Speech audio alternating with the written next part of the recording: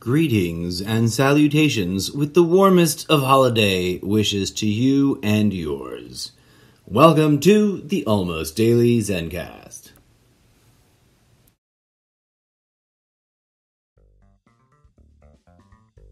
This is the Almost Daily ZenCast.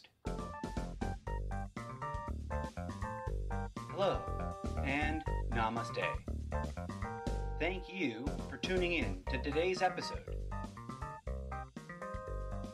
I am your humble host, the incorrigible Mr. Zeppo. Let's get started. Hello and namaste, dear friends and listeners, new and old. Welcome to the show. Today is, in fact, Friday, December 24th. It's 10:43 Pacific Standard Time on a bright and chilly Christmas morning here in Southern California. Snow-capped mountains and dangerously rainy, wet streets. If anybody out there is listening from SoCal, please drive extra safe today as you bustle about your business, especially considering there's a forecast of more torrential downpours starting at around noon. Although, who knows, maybe we'll get a bright and sunny and unusually warm day instead. Because, climate change is a hoax, and record-breaking heat in the middle of December is perfectly normal. Wait, hold on a second. Pause. Record-breaking heat alongside mega dust storms, snowstorms, lightning storms, and the history's worst, most intense, most destructive, and longest lasting, both in time duration and distance traveled, tornado storm is all perfectly normal and nothing to be alarmed at. It's just God punishing us for being evil. I don't know. Or maybe it's climate change, but I digress. I don't mean to offend anyone, especially anyone out there who adamantly refuses to believe in climate change. Free will is a pesky quadruple-edged sword that cuts everyone in every possible direction. You're more than welcome to your beliefs. For dear friends, listeners, old and new, I am not here to tell you what to think. But I am here to share with you what I think, especially on momentous days during the year. Speaking of which, and I've already called this out, but I want to call this out again, as we are on the very day of. A year ago, I posted an episode entitled Yeshua. I think that was it. It was just called Yeshua. Let me double check. I've got the thing open right here. Yeshua Christos. 12/25/2020. And it has remained consistently the single most downloaded episode of my podcast, week to week, month to month, and for all 12 months of the year. If I look at the 12-month breakdown, from then until now, from December 25th last year to today, it ranks number one. And if I switch the demographics down to like the last month or last week, it's still up there at number one. So thanks. Huzzah to that. And we've come full circle. If you have not listened to that episode, I humbly invite you to check it out soon in the next, day or so. Give it a listen. But sticking to our format, we just crossed the 4 minutes and 20-second mark. Let's play you guys, dear audience and enthusiasts, a little bit of DJ Zed music to cleanse the palate and transition to our first Talkie Talk segment of the day. DJ Zed bringing you Underneath the Moon, Smash Nightmare. A lo-fi guitar beats live to tape performance on, is this Remix Live or is this Garage not GarageBand, Groove Band. I forget. Either way, it is here for your listening pleasure. Enjoy. And we will be back on the other side with more things to talk about, including, but not limited to, the true reason for the season. The quote-unquote supposed war on Xmas, commercialism, and what on earth this crazy dude you've been listening to all year thinks Yeshua Christos actually taught or had to say.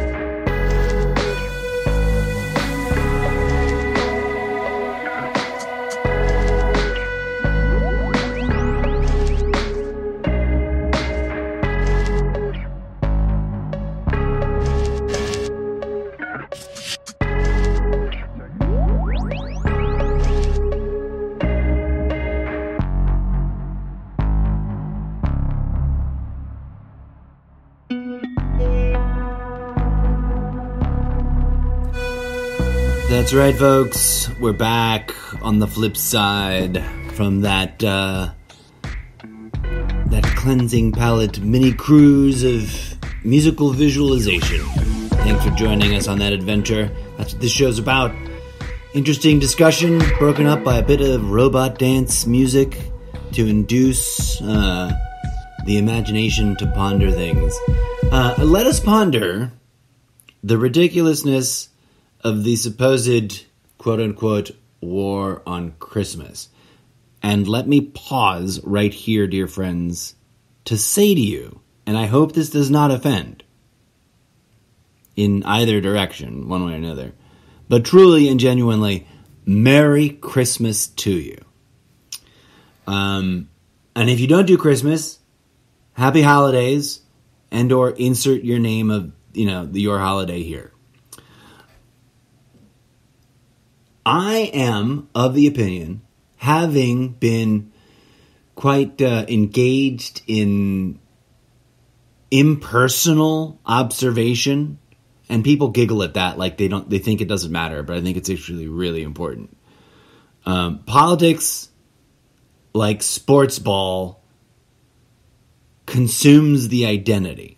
But put a pin in that, in the giant imaginary corkboard of the many things we must come full circle and revisit. I'm sure I've talked about it in the past. I just don't remember the name of the episodes. So as you cast about, look for and or tune into discussion of, politics and identity. And hang on to that idea, because you'll either come across it organically as you traverse the broad topography of the 5 years this podcast has been on the air. Namaste. Oh my gosh, thank you for that, universe. It's been a wild and interesting ride, which definitely challenges me on the daily.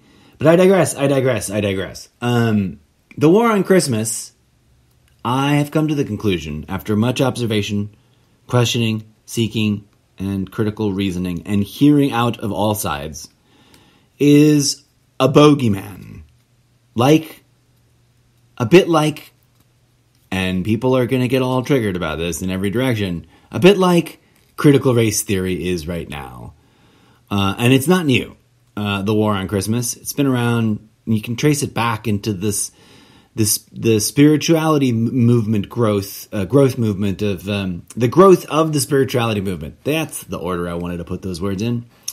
Back in the 1800s, in the late Victorian or whatever, the dates are fuzzy in my mind because I don't have a history book out in front of me. But and you can go even further back to when it was invented, the holiday. But put a pin in that, because I'm sure we'll talk about it. And I have talked about it in past episodes. I might very well talk about it in the Yeshua Christus episode a bit. The war on Christmas is made up. It is a hyper-vilification, I believe, based on observation, impartial and impersonal. In other words, I'm not bound up in directly attaching my ego identity with these political ideas. I'm just analyzing these political ideas and the facts on the ground. And when I say facts on the ground, I mean the way in which people are actually behaving to the best of my ability to observe and gather anecdotal data about. And this is all, of course, by all means, limited to one person's perspective. Right? It's an opinion talk show. It's an audio blog of my journey through time and space that I share with you, friends. And on this segment, I'm talking about the war on Christmas, and I think it's kind of fake. Here's what I think is actually going on. I think that a lot of people in America, and I don't know about other countries, but I imagine similar range of experiences and phenomena are occurring. There are a spectrum of people who just outright don't celebrate the holidays, right? I am technically sometimes sort of one of them. I always say I don't celebrate the holiday as it is presented to us by society. I celebrate the bond I have with the family and friends with which I'm choosing to gather and commemorate family and friends. And if you were to ask, this is speculative, I understand, but I think it's a fair assessment. A fair speculative assessment. If you were to personally run around in a sampling of various cities here in the grand old US of A, and ask people, what's the first thing you think about when you think about the holidays? What's the most important thing about the holidays? What's the center, the core, the heart of the holidays? Everyone's going to answer family, right? Being together, which is appropriate. I'm not complaining. I'm not judging or criticizing. I am pointing out that it's interesting that's a universal. Everyone has a family, even those who don't, right? In a not a cynical way, but people are progeny of other people. And in the hardest of times, you can always create family, right?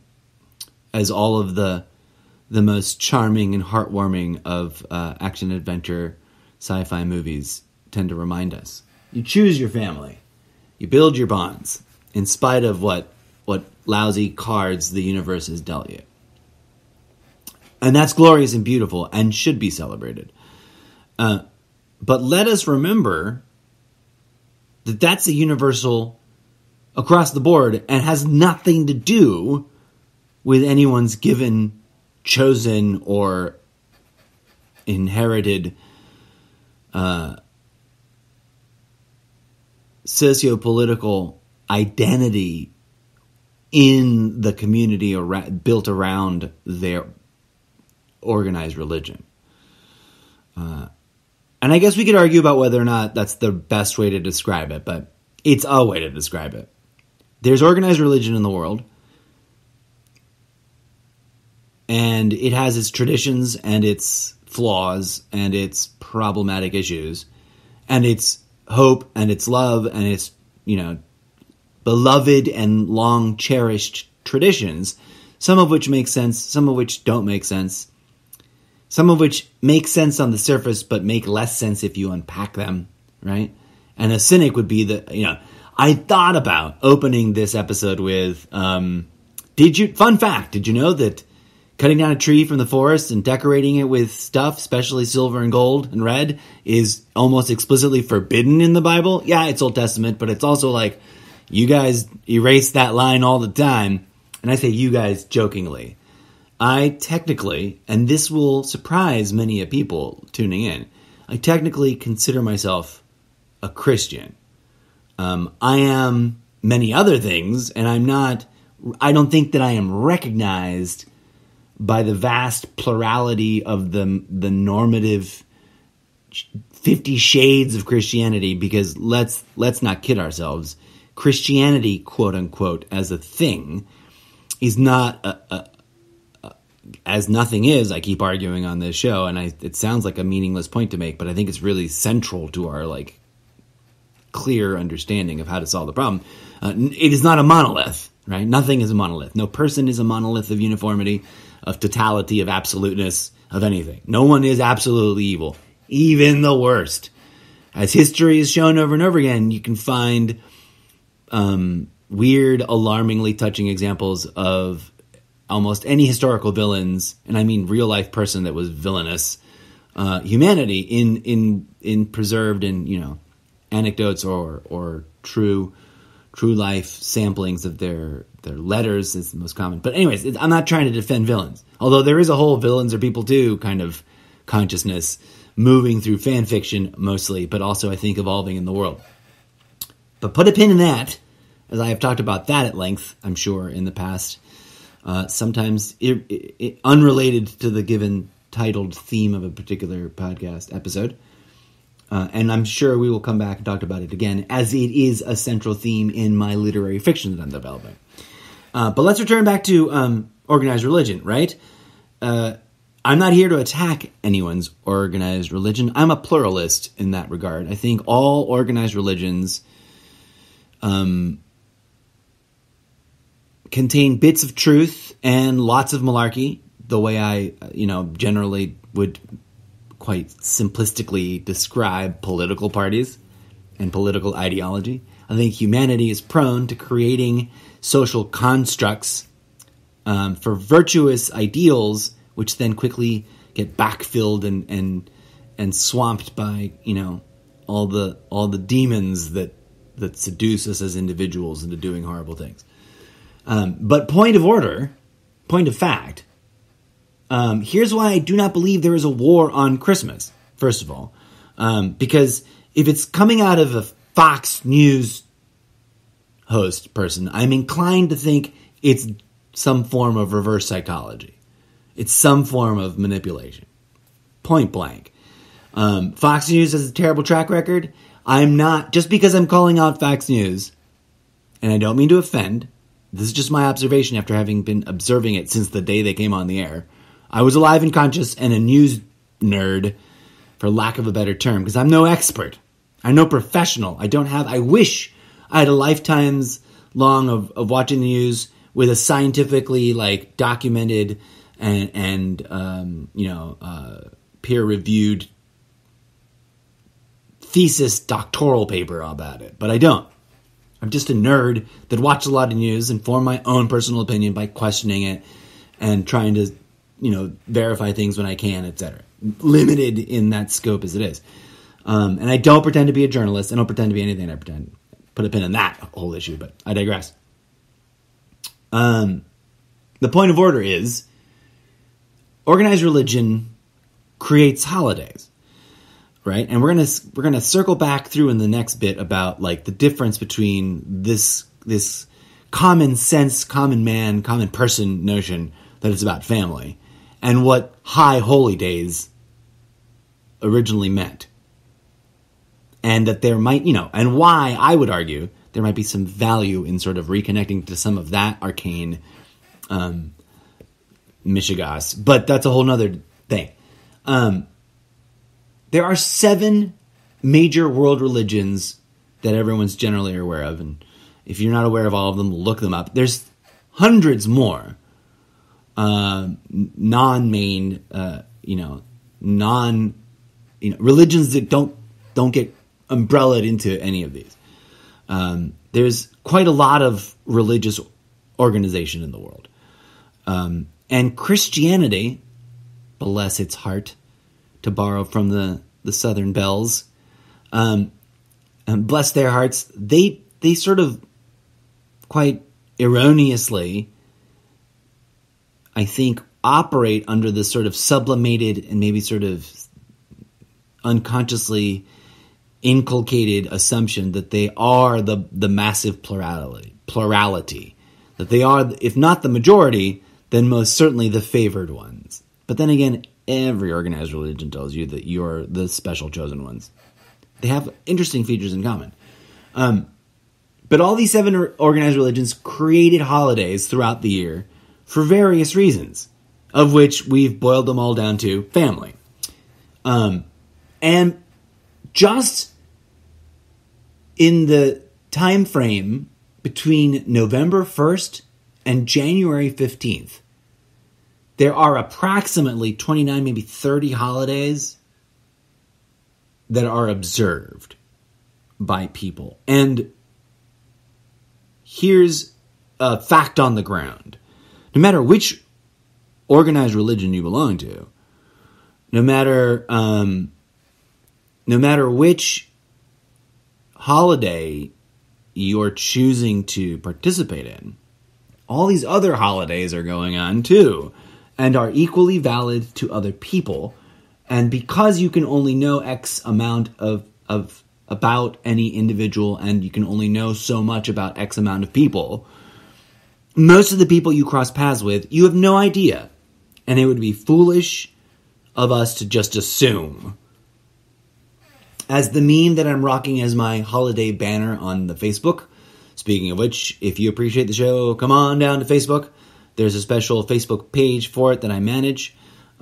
Just type in the Almost Daily ZenCast. But this is on my personal page, which you can also find, I'm sure. I'm rocking this meme as my banner. It's got 1, 2, 3, 4, 5, 6, 7 different symbols on it.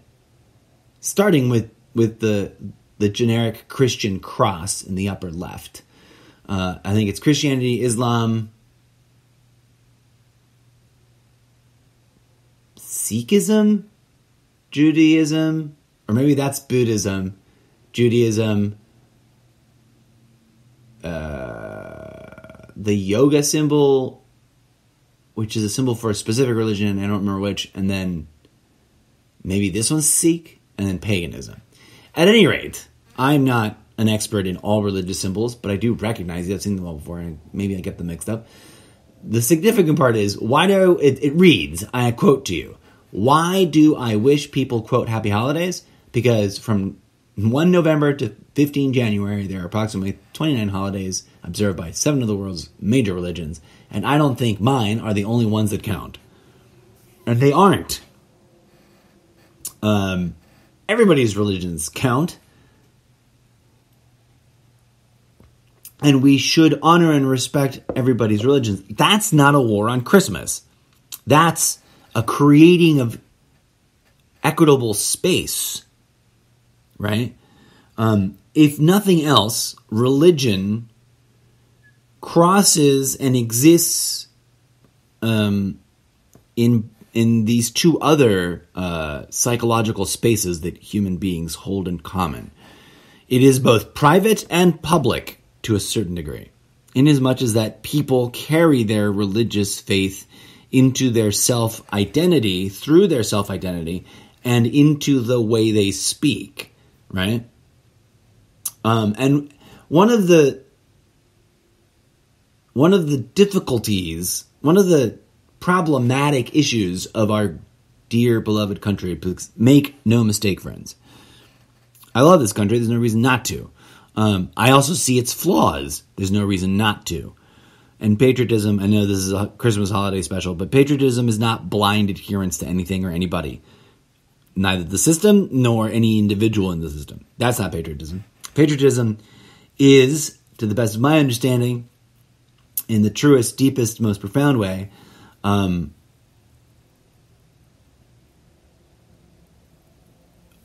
adherence to, a supporting of, and a belonging to the community which creates the nation, right? To each other as a country.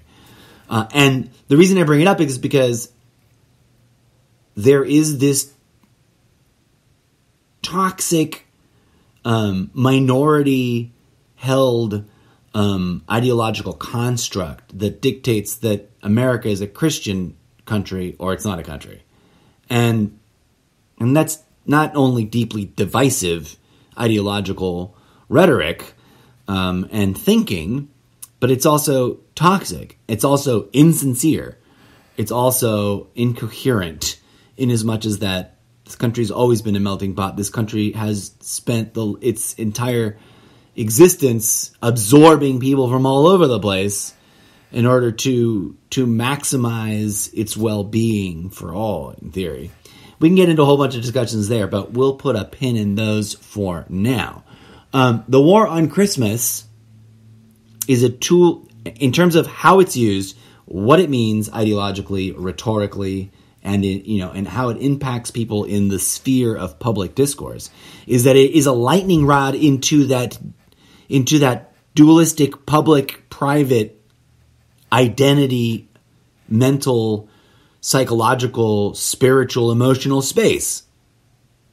And it riles up people in that base that see their world as Christian or unworthy, right? And I know that there's a lot of growth and unity and acceptance and plurality in a lot of Christian households and a lot of Christian what are they called? Dioceses? That's very Catholic.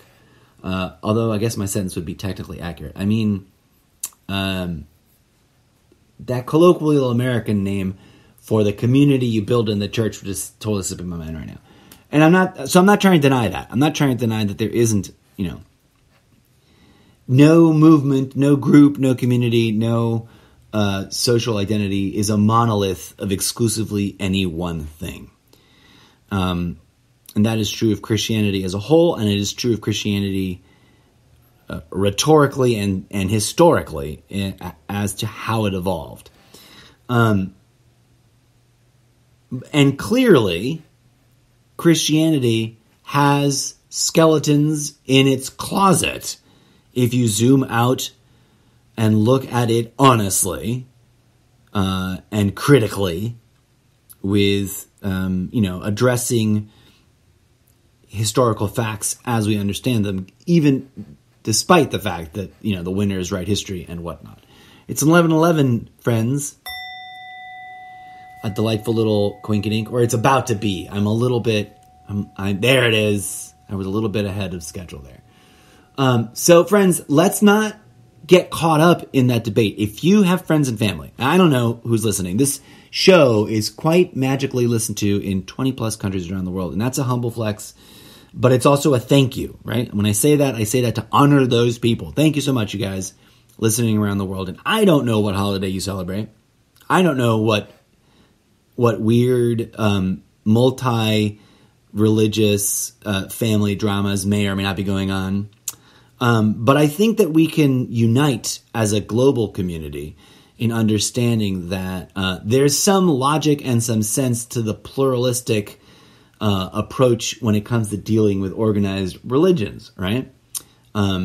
Especially once you broaden out the spectrum to include personal faith understandings, which is a term I just made up because humans being humans, there's no one version of anything, right? Even if you get into one church, one community in a small town, and there's only one Christian church, all of those people will have their own private understanding and interpretation of what variation of Christianity they've been taught in that congregation. There's the word.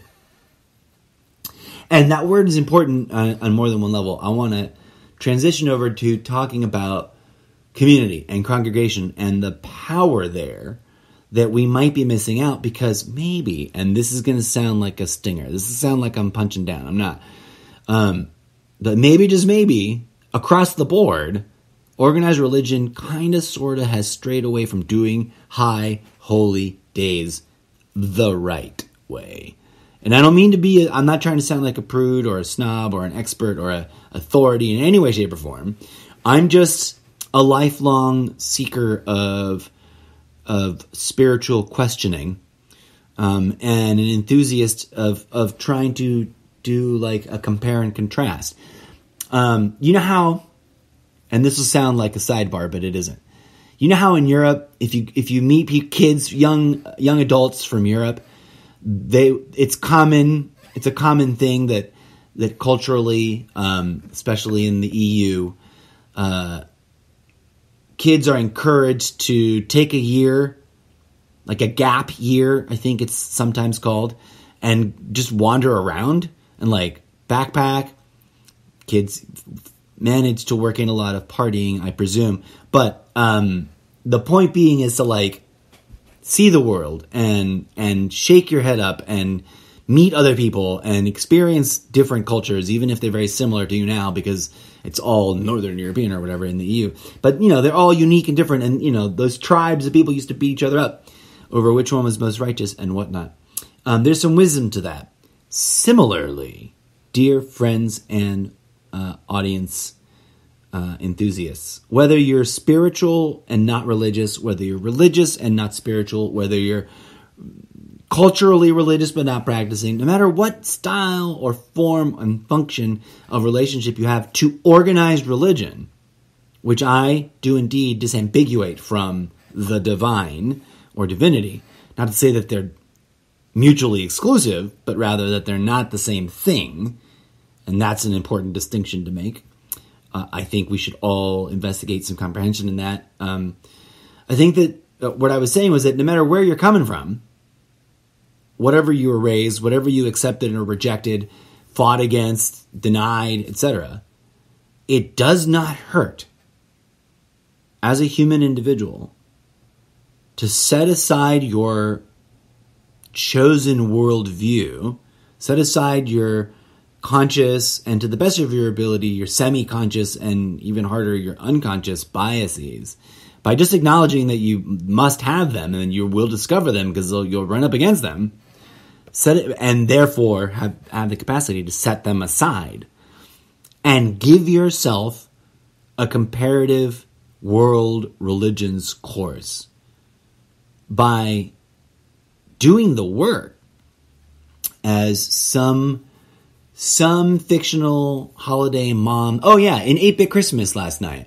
which by the way, it's kind of cute. And for younger kids, makes like a post 2020, if we can divide the world that way, holiday version, like a Christmas, a very explicitly, classic American Christmas version of The Princess Bride, kind of, sort of. In as much as that, I mean, not directly, but in as much as that it's a father figure retelling a story to a young impetuous child, and reliving and having that interaction of like getting lost in the fantasy of seeing the story enacted, and then, you know, the communication and the comedy and stuff. Okay, so what did the mom say? Dang it, that was I totally derailed myself. She said something really cool that I wanted to quote right then, and I lost it. But cute movie, worth a watch if you're sitting around looking for something to watch this holiday season with the fams. Although I know that some households, to go on a completely different tangent, as I recently overheard this described on TV. I don't know what channel. I don't know who was saying it. I don't know why they were saying it, because I had flipped through the channels, not paid attention where I left it because it was on a commercial, walked away from the TV, did stuff downstairs, was walking back and forth across, but not looking at the TV. And somebody said, it's not Christmas at my house unless Christmas Story is playing on loop 24 hours a day. So, everybody does the holidays their own way. So to come back from whatever forgotten bit about the mom she says something really cool that was like, oh, that's apropos right here. That fits. I want to quote it. And I lost it. Holidays are totally about family, right? I'm not denying that. They should be. And I think also we might want to revisit, we might want to touchstone on that. Because if they're about family and about friends and about community, and maybe more broadly about supporting each other, and about love. I just reposted a thing on Facebook as I was getting ready to do the show. They're like, the real reason for the season is unconditional love, forgiveness, and healing, which can be broad and generic, and you can find evidence within almost any religion for making that proposition. I was going to say argument, but I don't want to sound contentious. You can find evidence in almost every religion for making that proposition, that community, congregating, whether personal family, family and friends, or like ye olde ancient days before the pandemic, in larger, more broader, more public community events, there's something about that. There's something about that that's valuable. And I don't mean just commercially, but also, it helps move the economy. But there's something about that that's meaningful at a human level, right? And that's the touchstone. We're all human. We all have family. We all have joys and pains and sorrows and successes and failures, et cetera, et cetera, et cetera. We all have drama to some scale or another. We all have problematic issues, some scale or another. We all have that in common. And if there's a transcendent message to be shared on any holiday that should remind us to be as respectful to other people, other cultures, other religions as we are about our own, it's that. And so I present to you, dear friends, the fullness of my thoughts on the supposed quote-unquote war on Christmas.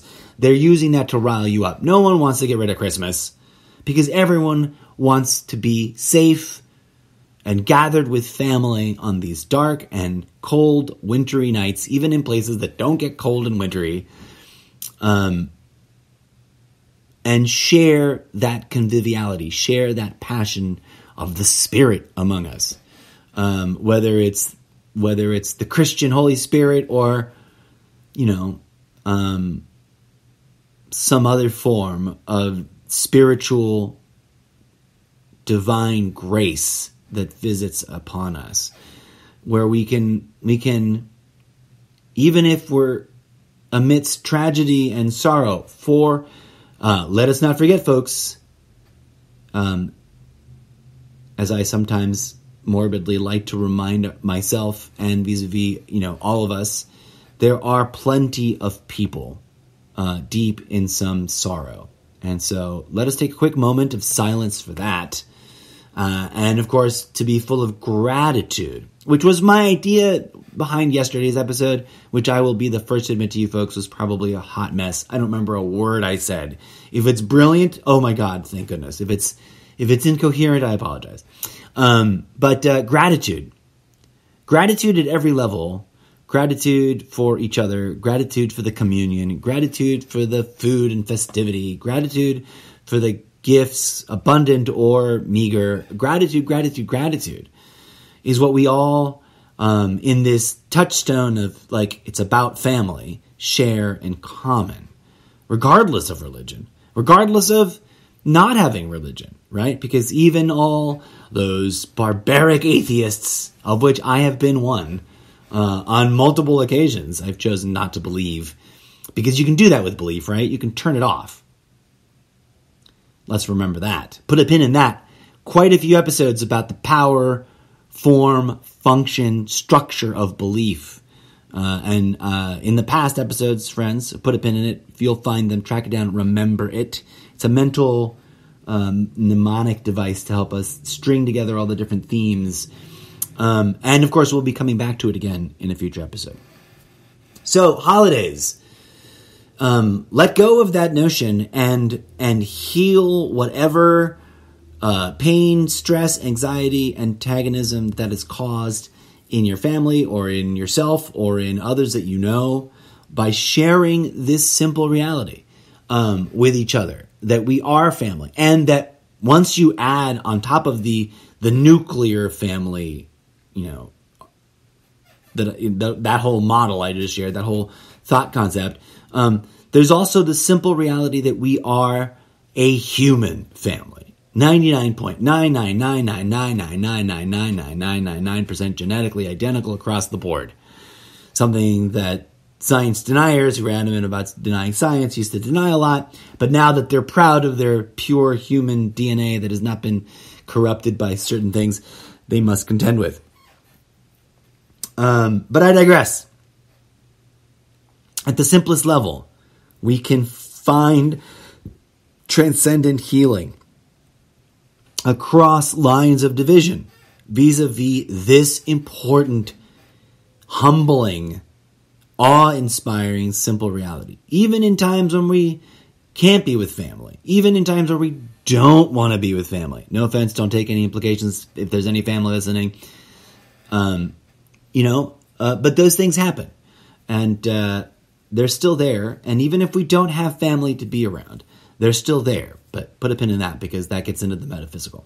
I need to stick to the structure. This is going to be a slightly longer than average episode, but that's okay because it's a special day today. It's time for a little bit of music. And I apologize I don't have more Christmassy, Christmas-type music. But I'm not into that. But I also didn't really stop to think about making music for today. So I'm just randomly playing stuff that was already preloaded in the thing. Let's give this one a try. Enjoy a little bit of Emotive Frequency Jumpstart. A chill trap groove pad audio entertainment track created lovingly by DJ Zed for your ears.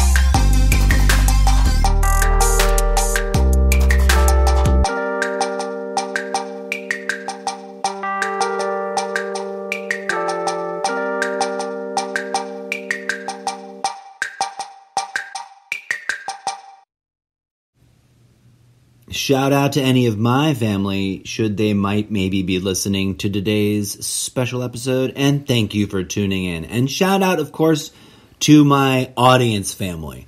Thank you, as always, for tuning in. I have been sporadic in the past in terms of recording and broadcasting live, etc., etc. And that's something I intend to address over the next year as we hit 44 minutes and 44 seconds. So help me build this podcast out a little bigger, a little bit tighter, a little bit more specific by telling your friends about it and by visiting solo.to/Mr. Zeppo, where you can visit all the other corners of the Zeppo-verse. Because this podcast, for those of you who may be longtime listeners, this podcast is not the only crazy project that I'm now trying to lean very heavily into of online content creation for potential monetization, because, you know, the world's falling apart and the digital frontier is a shiny, silvery potential last horizon of making money doing something that you love before anything crazier happens. But I digress. The robots are coming. The robots are already here and they can dance, but you all want to argue about politics anyways. That's my big scary thought for the day. But put a pin in that, because I'm sure we've talked about it probably in the late night deep thoughts session. What's that segment called when I do it late at night? Late night thoughts, I think. Anyways, I digress. Today is a high holy day, friends. And I want to talk about something beyond the profound, beautiful, meaningful touchstone of being about family. Because we've already mucked about in that department. And it is a complex, gooey mess, right? Some people's families are a hot mess just to begin with and are going through tough times on top of it. Some people's families are lucky enough to not be going through that, and everyone is somewhere on that spectrum, and it's a big, messy, gooey mess. But there's something more. So respectfully, without any disrespect for those who are suffering out there in the world, for which I always like to take a moment to acknowledge, and sometimes we do a whole moment of silence, but we'll consider that taken, even though we played music. I don't want to belabor the point. We must, also keep our eyes on the bigger picture. Beyond the personal, beyond the interpersonal, beyond the familial, there is the spectrum of social debate, social thought, social public discourse, social activity that falls under the spiritual umbrella of all things, beyond that which is dogmatic in religion, right? So set that aside along with the familial and the personal. I mean, the actual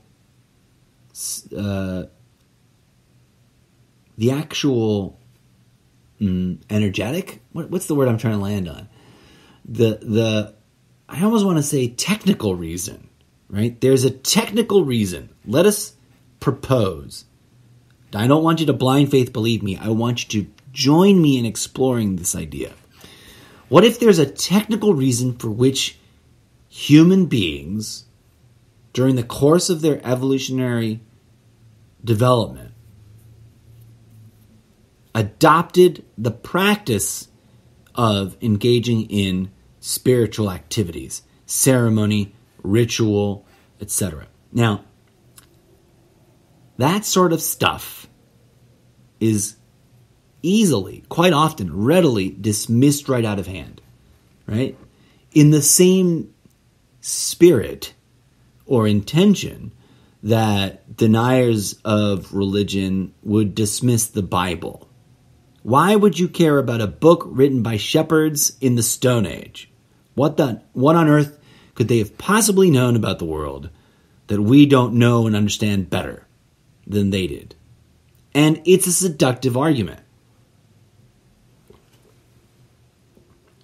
Now, the Christ figure is depicted as a shepherd of being raised by a family of shepherds. And in the most watered down versions of Christianity, he's just that, a shepherd and a carpenter. And nothing else. And whatever spiritual hocus pocus might be encountered in the storytelling of his story is exclusively attributed to divine intervention or to his being divinity itself. And trust me, you can spend a lifetime, as some of us have, passionately, although admittedly amateurishly, analyzing the storytelling. We're all familiar with it. We all were raised in a nation that sort of, for many years, pretended to be primarily a Christian nation, and that arguably for some time could consider itself on occasion to have been primarily a majority Christian nation. So the ubiquitousness of the details of the story are common. From the three wise men being guided by a star or a comet in the sky to the destined place where the golden child would be born, to the reasons why he could turn water into wine and that he disappeared from his grave, etc. But as I have shared with you on various occasions, not the least of which was last year on Christmas, there are many details ironed out, smothered, and outright erased from the common sense, quote unquote. And I do say that with draping sarcasm, and we'll have to put a pin in it because I believe I've gone on various sidebars in previous episodes about how common sense, I believed, never existed. And I don't like using the word belief, but that's a whole nother episode.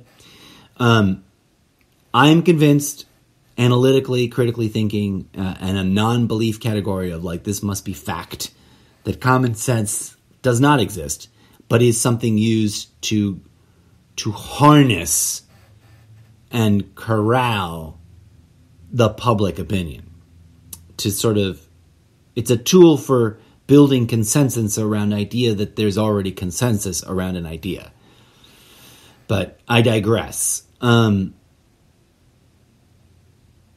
of the controversial things that I hold dear is that there's the story, and I think the following is true, and I don't mean it to be rude, I don't say it to be rude or dismissive or judgmental or confrontational or offensive towards anyone. But there's the myths that we tell ourselves. And throughout history, we've developed many myths, some of which had many interesting things in common, to the point of being accused of plagiarism by doubters and cynics, right?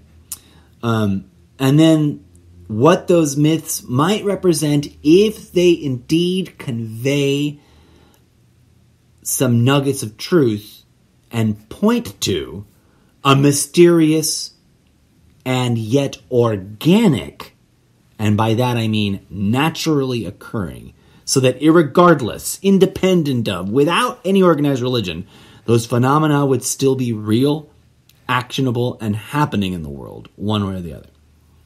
And that's my take, right?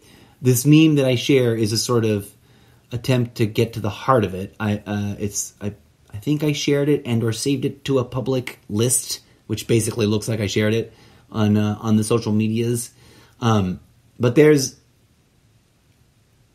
I sometimes want to think I made this meme, but I believe I did not make this meme. I think I encountered it and it rang thoroughly accurate to me based on my own exploration of this theme and this concept in my own reading of, countless books that address it. But it's an image of Jesus Christ wrapped in robes, stepping out of the tomb. And it's a classic image, and I'm sure it's borrowed, right? I don't think the meme maker was an artist that made this image. But the captions read, and I'm quoting here from the meme, "I didn't say I was coming back. I said," and this is in quotes, "the Christ was ... And then on the bottom, I think it's no longer in first person perspective. Although I guess it could be. Jesus might be explaining and expounding on what the Christ or the Christos is. Quote, That's the energy of the soul fully connecting to the divine through the human heart. You all have to bring that back through your own lives. After many years of wrestling with the problematic ingredients of the holy books upon which the Christian spectrum of traditions is based on, and going back through the history, back to the time when there was really genuinely only one Christian church because it had not yet splintered into 1,000 different things, and that didn't last very long.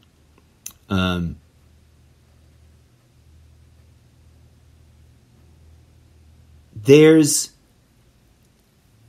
evidence for the proposition, to borrow a term, theologic theory, that what this story, as it has been handed down and beat up and re-represented to us over the years, still contains within it, is evidence and indicators, road signs towards a phenomenological evidence that can be, a phenomenological series of events, a phenomenological transformation, right? A phenomena that can occur within a human being that renders them into what can be considered a Christ-like state of being. Now, even Christianity speaks of this. It's not so radical. It's not so strange, right? But it's watered down and it's misconstrued and it's no longer as direct and as poignant as it might once have been, given some of the evidence, such as the stuff we talk about in the unauthorized and explicit readings segments of the podcast dedicated to the Law of Light by Lars Mull. So check those episodes out. So I'm not going to take the time to repeat myself here and now. But to sum up, what that author indicates is that there might very well be a lost spectrum of details to the story that might be about, that might support the thesis that the person we indicate with the diminutive and sort of almost pejorative, if you think about it, watered down name of Jesus Christ is someone who probably in collaboration with their partner, aka Mary Magdalene, achieved the resplendent, transcendent, arguably tantric state of transcendental bliss and divine connection, and inhabiting or manifesting, embodying of the Christ energy, the Christ consciousness, the Christ being. And that indeed, as you know, some of the language that we can still pull from a postmodern edition of the Bible, you grab a Bible off the shelf, Yeshua says the kingdom is within, that it is here and now, right? You cross-index that with other traditions, and you get the aha realization that the divinity is all of this, not some special place over there. That the divinity is all of us, not some overlord being that controls us. And that heaven is something we bring about here in some resplendent, transcendent way, that it might be existing here right alongside and next to and intertwined with the very thing we call hell. Heaven and hell are here and now. Nirvana, which is akin to heaven, especially when in the watered-down versions of the thinking where they are objectified as goals or rewards, special places that you get transported to. Nirvana is samsara, right? Which is the Buddhist notion of this suffering place of this physical place of suffering that leads to hell. That's a radical thought for which I have been mocked and ridiculed by people who call themselves God-fearing Christians, because they don't want to think beyond the confines of the way in which Christianity has been indoctrinated into them. But Christ himself, even in his watered-down versions, is a liberator of indoctrination. He brings to account, pun intended, the moneylenders in the temple, right? He speaks against the corruption of the Pharisees, etc., etc. And he also, curiously, and this is super controversial now when you recontextualize it, given how far to the extreme right of American political ideological spectrum of ideologies the quote-unquote American Christian right has been manipulated. Something of which we've talked about on many occasions. Put a pin in that.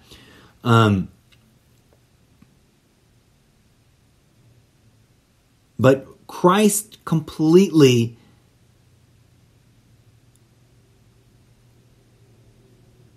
abdicated and gave up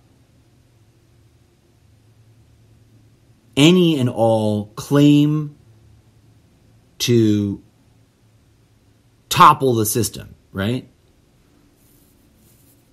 He didn't come strapped and armed to the teeth, as many a Christian love to quote-unquote jokingly depict him nowadays. He came in the humblest of attire and surrounded by a group of people who were blindly willing to do as instructed by him, that could have been an army. He acted in the most pacifist way and submitted completely to the unjust authority of the state, which was willing to kill him and others. Right? That's a hard conversation to have nowadays, because of the extremely complex politicization of everything that's going on in the world, and the normalization of violence in every possible direction, and the gunification, the Ramboification of Christian iconography. Now, I know that isn't hardcore mainstream. You're not going to walk into any church this Sunday and see a Rambo Jesus, unless you belong to the gun church that literally conducts services with their assault rifles. But that's a whole nother issue. Put a pin in that. And don't go jumping to any conclusions, friends, because the most ridiculous thing that anyone jumps to the conclusion about with me is that I'm anti-gun. I'm not. I'm anti-corporate profiteering, as is, I think, the vast plurality of people suckling at the teat of the gun and ammo industry. Because they look at everything else and go, oh, look at those evil corporations. But isn't it fascinating that the people who yell and scream the most about freedom, about Christ, about being Christian, and about corporate greed and corruption, being wrong and being, they blindly adhere and defend the most toxic of corporate industries out there. Not saying we need to get rid of all the guns, folks. It's a useful tool. And if and when, God forbid, knock on wood, do not vote for this with your mind. But should the zombies win, it should manifesting the zombies as a desired horrible outcome win the popular vote. Put a pin in that whole discussion, because I've done an episode or two where I've gone off on tangents about that, and I think maybe even one where I spoke about it thematically at the title of the show. Check into the belief episodes, because there's a reason why they propagate things to believe in. They being us, people in positions of power. But I digress. We can go off on many tangents here. But as this episode is rounding the corner into the post-hour mark, we're about to hit 65 minutes and 65 seconds, although not really, because it's going to change. Let's try to put a bow in it, right?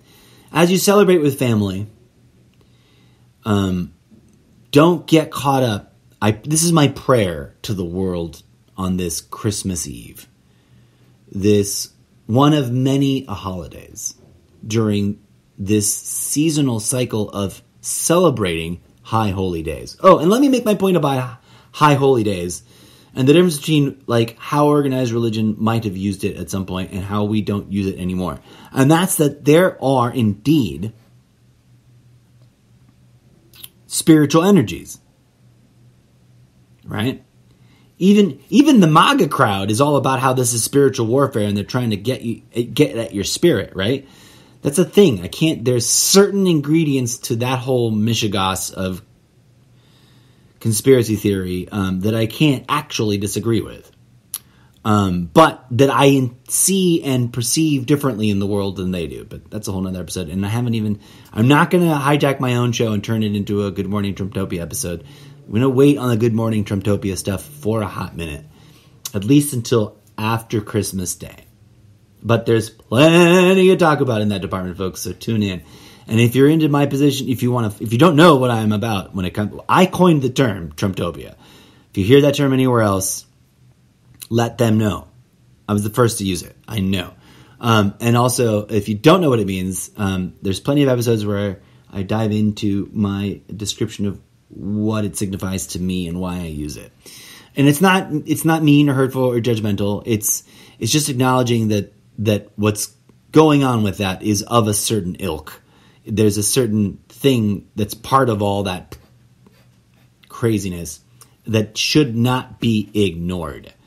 But I digress, friends. The catch-22 that we find ourselves in the world today is that we have all these organized religions that pay lip service to peace and love, and some conduit within the human species to divinity that have been, throughout history, hijacked and corrupted and perverted and distracted and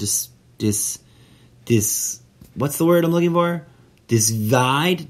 Derailed, disconnected from whatever insightful teaching was taught to us by these individuals that arguably might have been examples of transcendental, evolutionary, spiritual embodiment of the Christ consciousness and other modalities of divine spiritual consciousness.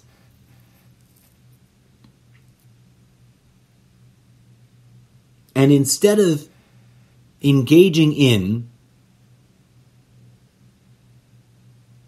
big, collaborative, community, energy, spiritual practices, we have throughout the world this hyper-commercialized, it's about family and about religious belief and orthodoxy and dogma and family. And we might be, and this is why it's important, why I want to bring this to the public discourse, right? We might be missing out the opportunity to commune with each other in the sincere, and this is something that's central to my podcast show, for those of you who are new, in the sincere, quote-unquote, citizen scientist of spiritual practice, in investigation of meaningful, healing, transcendental spiritual practices done at a community-wide level, right? Why would that be important? Oh, woe is me, there's so many things wrong with the world. There's homelessness, there's hunger, there's strife, there's conflict, there's violence, there's corruption, da-da-da-da. Our entire course of civilized history, as we know it, riddled with problematic chapters, riddled with obvious corruption and manipulation, and da-da-da-da, etc. Take it all afield, take it all and zoom out far enough to take it all in at once. And if there's anything our history has proven, is that we have a tendency to fixate on solving problems with violence, whether it be ideological and only verbal in its nature, or actual literal butchering each other to prove whose might is right. And might does not equal right. That's a fundamentally flawed, ideologically driven lie used to manipulate people towards violence. And the thing is, here's the catch-22, friends, that no one likes to talk about, that I miraculously somehow get to talk about in this world without too much fame or fortune coming my way. And it's because it's a widely unpopular thing no one wants to acknowledge because it's problematic in a way that's really hard to wrap your brain around. But it's profitable. Violence is profitable. To the extent that I would argue our politics is flirting with the invocation of political violence purely for the sake of lashing out and sort of like enjoying the visceral, sick, twisted yuckiness of it and capitalizing it for profit on many levels to many degrees. But put a pin in that because we'll talk about that as the year comes further to a close. Friends and audience listeners, I humbly propose to you that there's something deeper beyond the boundaries imposed by organized religion that is revealed to us through the common human experience of family, and that can be further revealed to us if we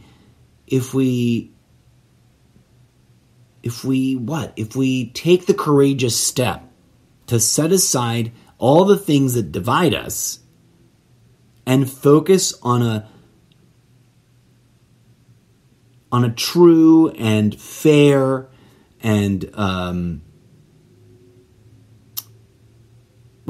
good faith effort to explore the implementation of a deeper societal spiritual practice or set of practices that can be as diverse as they need to be, right? Because as one wise adage from history points out, from wherever ye olde ancient times it comes from, there are as many spiritual paths as there are living beings walking.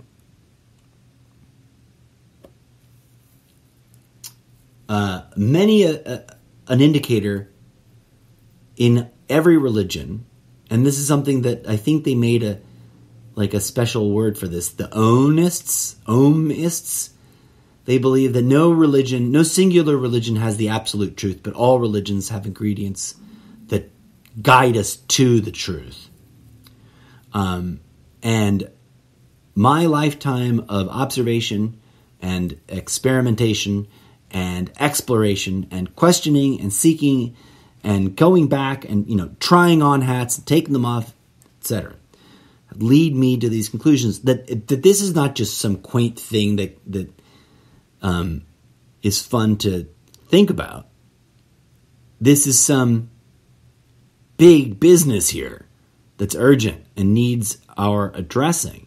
Not because we all must adhere to or blindly believe in some newly constructed, newly formulated, organized religion. No, not at all. But that each of us within ourselves, in the temple of our minds,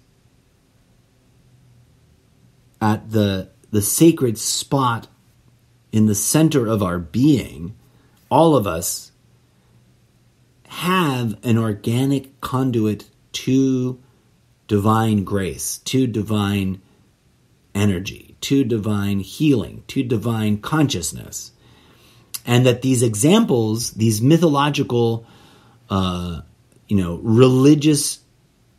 religion-creating examples, might very well be, if we clear the cobwebs and the corruption and the misunderstanding and the miscommunication aside, shining beacons towards how to practice things.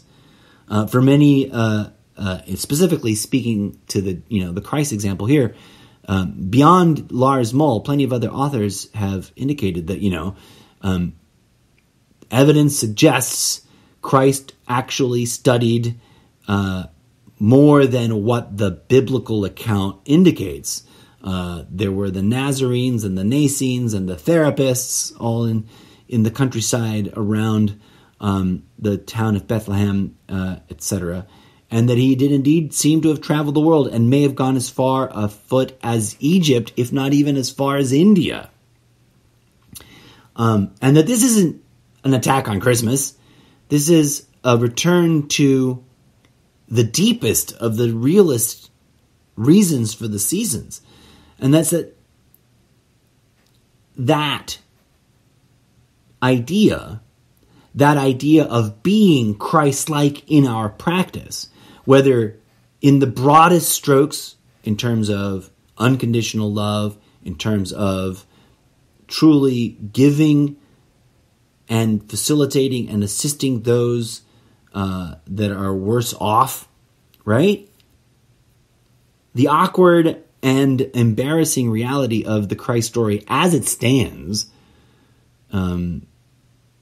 as we received it in postmodern history, is that he hung out with the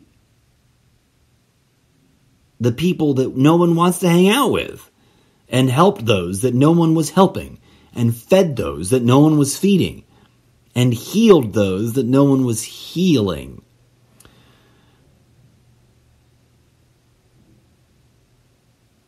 There's probably, arguably, an important wealth of practical, pragmatic, tangible spiritual practice to be re-remembered, to be rediscovered, that is, embedded in this and the other stories of divine beings embodying themselves as light. Now, we need to be wary because as I have learned myself and observed others in learning, and this is a hard lesson, but I think it is a true thing in real, meaningful, practical terms.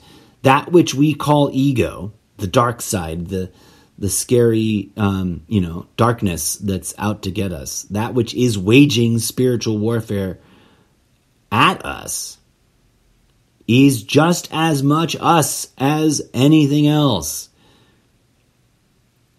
And cannot be destroyed through means of war. The spiritual warfare cannot be ended by war. War cannot be ended by war. And while peace could be achieved in a materialist, and by that I mean there's no such thing as God kind of perspective, divinity is there imploring us to also attempt to reconnect and achieve the solution to all these worldly problems through that collective yet personal reintegration of the divine light and the divine darkness in ourselves as individuals and as a collective family. Wild, crazy, unorthodox, perhaps. Controversial? I don't know. I think to a lot of people this is making more and more sense. Not because I'm saying it, right? It's not about me. I'm just someone that has curiously spent a lifetime testing the waters and trying to find a voice to share these ideas and thoughts with the world. Because as I'm fond of saying, I think that solution that it points to, the transcendent solution of ending all of the world's problems. How do you solve climate change? Well, you can do a lot of technical things. They may or may not work. How do you solve the fact that human beings murder each other on the streets of their cities because they do, right? On occasion, for all kinds of reasons, out of all kinds of circumstances. How do you solve disease? How do you solve corruption of the human heart? If there is a solution to be found, the plethora of evidence gathered from the gemstones hidden in all the world's cultures and all the world's traditions, reaching back to the most arcane and the most indigenous to the most corrupt postmodern examples of what organized religion can become if you give it enough money and time. All of these gems point towards this resplendent transcendence of embodying, of achieving enlightenment, right? Not to say this group is right, but there is a group of people that have been like, hey, it's about achieving enlightenment, guys. But even they get sidetracked and distracted and caught up in ego traps. How many people from the spiritual side of the spectrum of religious ideas have totally lost their connection to the notion that enlightenment literally means to become a body made up of light. It doesn't mean to be chosen and become more special than other human beings. It doesn't mean to have achieved some extraordinary status that makes you supreme above others.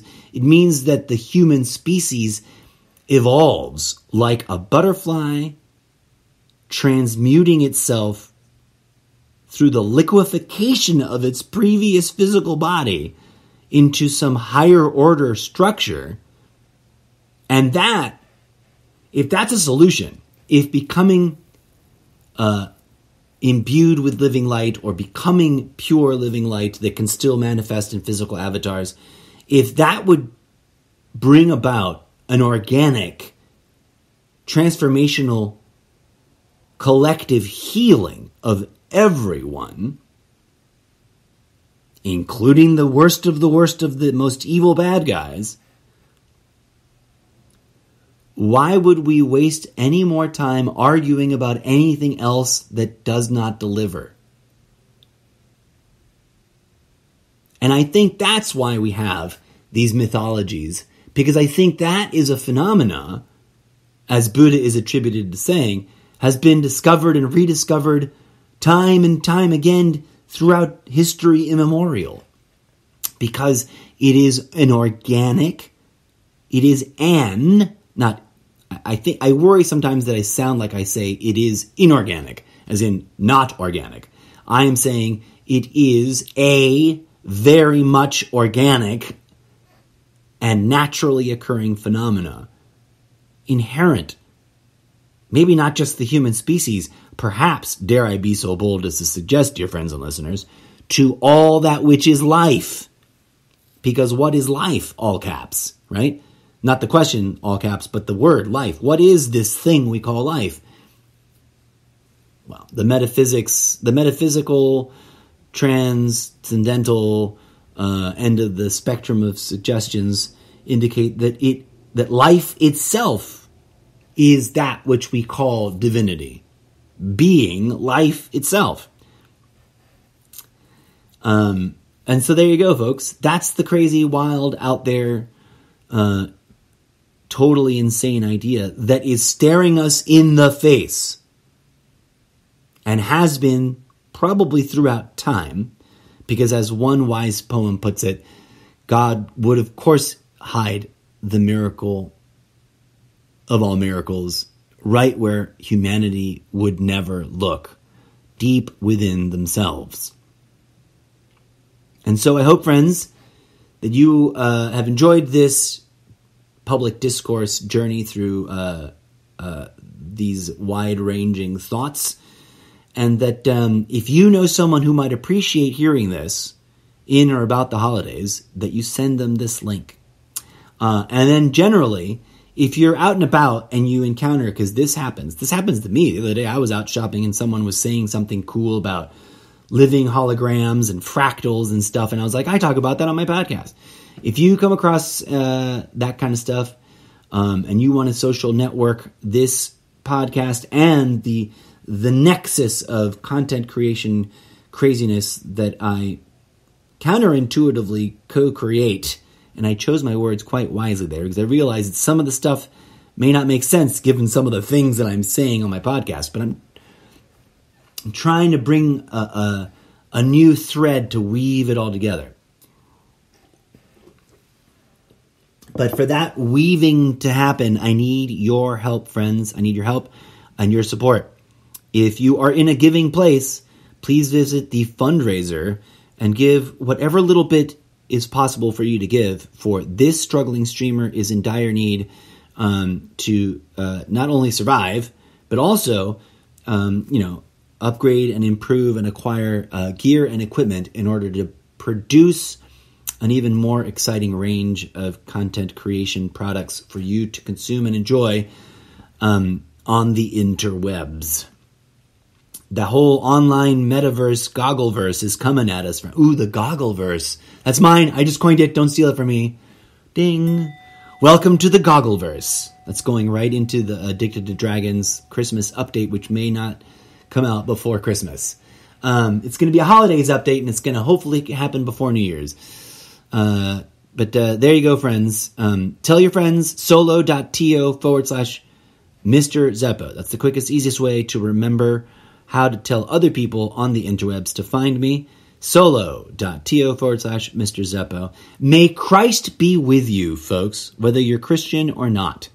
And hey, whether you're Christian or not, join me in praying and meditating that Christ is with the Christians, especially all those extra wackadoodle ones over on the alt-extreme, alt-right, /MAGA, even crazier things, end of the spectrum. Because they are hurting, folks. The Christ energy, the Christ consciousness is not about believing in things dictated by this author or that author. It's not about clinging to the Bible and shooting other people who don't believe in the Bible. It is about living in closer connectivity, in active conduit, back and forth, inspirational flow with the divine mind of minds, which is the multiplex of realities around us. And I think if Jesus came back right now, looking all dark-skinned and not blonde-haired and blue-eyed as he is depicted so often, the people who would have the hardest time processing and accepting his updated post-2020 cybernetically advanced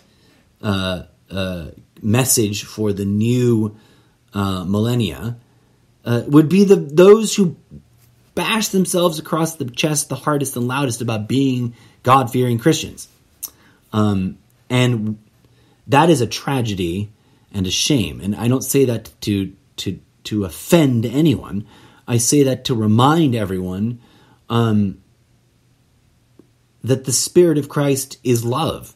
and that the whole point of the message, no matter which version you've heard, is supposed to be love and peace and healing through forgiveness, and that there's clearly something deeper there than what we've been giving ourselves credit for, and what we've been allowing ourselves to explore. And so, dear friends, as I've said for going on 7 years now, let us remind ourselves that the calling is indeed to remember how to live in deeper flow with divinity, how to live in manifestation of divine power and magic and grace and love and healing.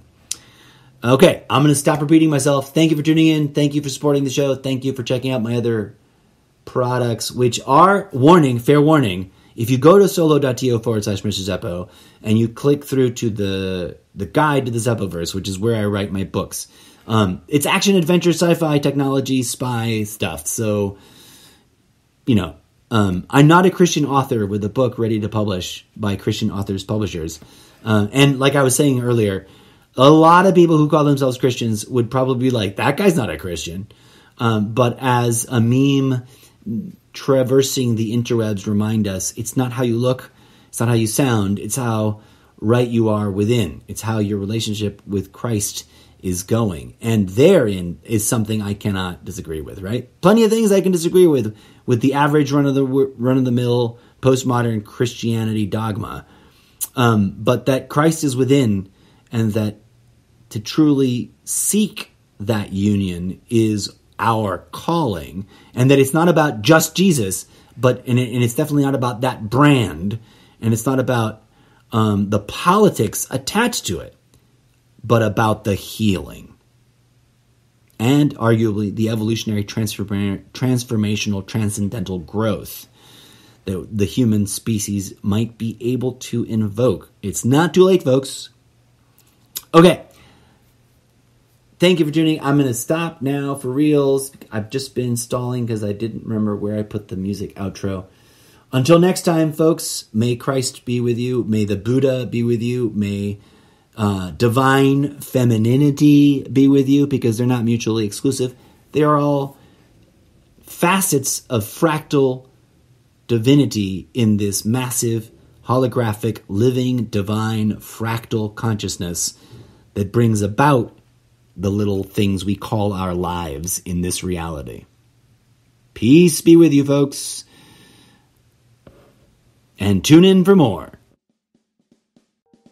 And that is what I've got to say about that. As always, thank you kindly for listening. This has been the Almost Daily ZenCast, with your humble host, the incorrigible Mr. Zeppo. Until next time, may peace, love, and grooviness blossom in your heart.